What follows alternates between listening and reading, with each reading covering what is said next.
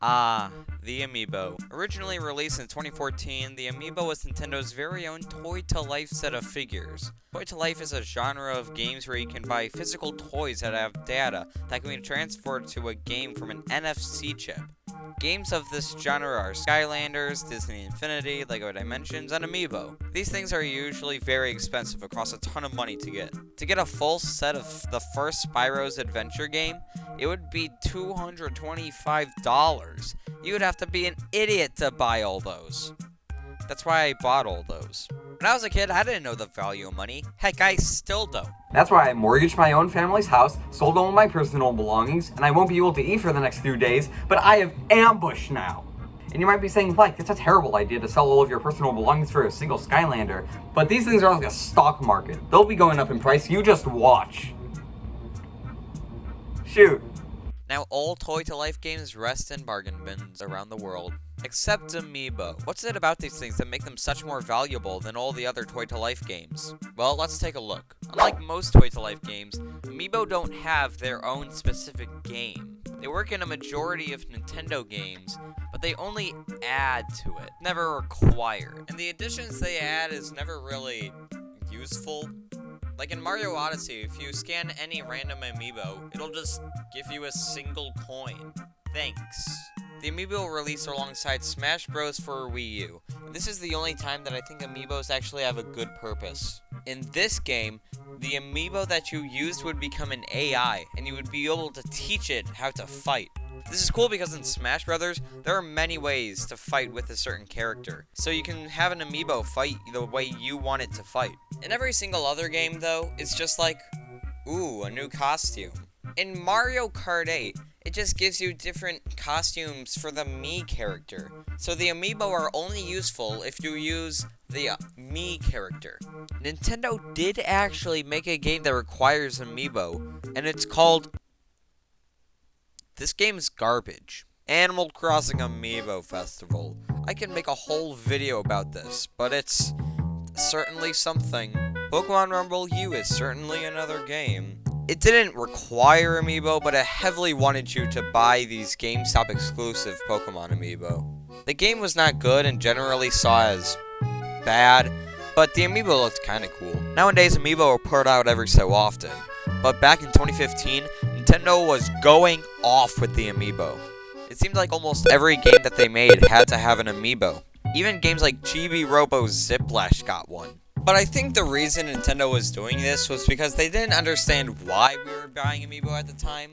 They must have thought at the time, wow, they're buying all these Amiibo because they love the in-game functionality. But the real reason was because they look cool. They barely have any in-game functionality to start with, so why would we buy them for the in-game functionality? If I wanted these for the in-game functionality, why in the world would I buy 9 different Mario Amiibo? I think that's why today we get way less Amiibo than we used to, because Nintendo's perspectives about them changed. Instead of saying, wow, these people really want these Amiibo so they can get a themed character outfit in Mario Kart, they're saying, wow, people like these characters. Nintendo has brands with all these characters. People have close connections to all these characters. There's a reason people buy these Amiibo. It's because they look cool. It's because they're their favorite characters. There's a reason that the 9th Mario Amiibo still sells better than Chibi Robo.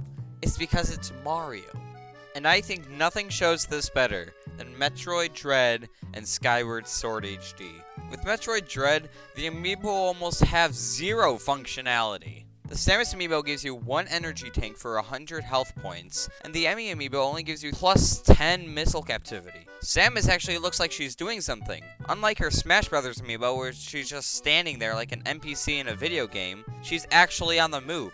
It looks like she's doing something.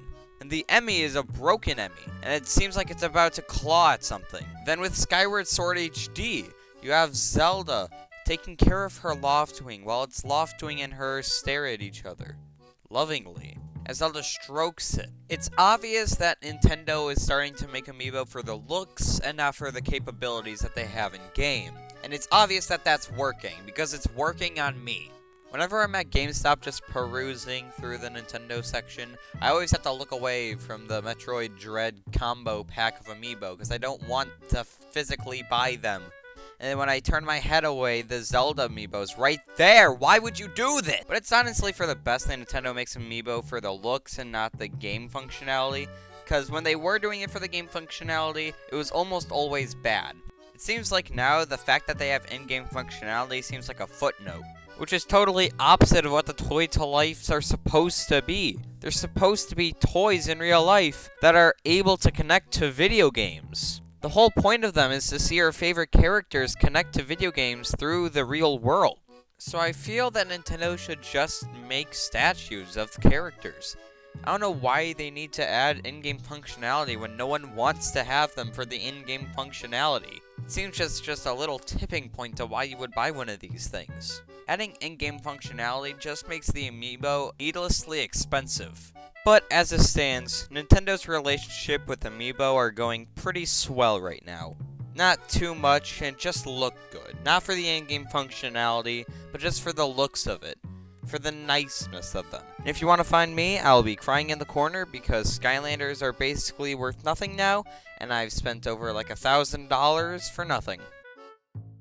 Hey, thanks for rushing to the end.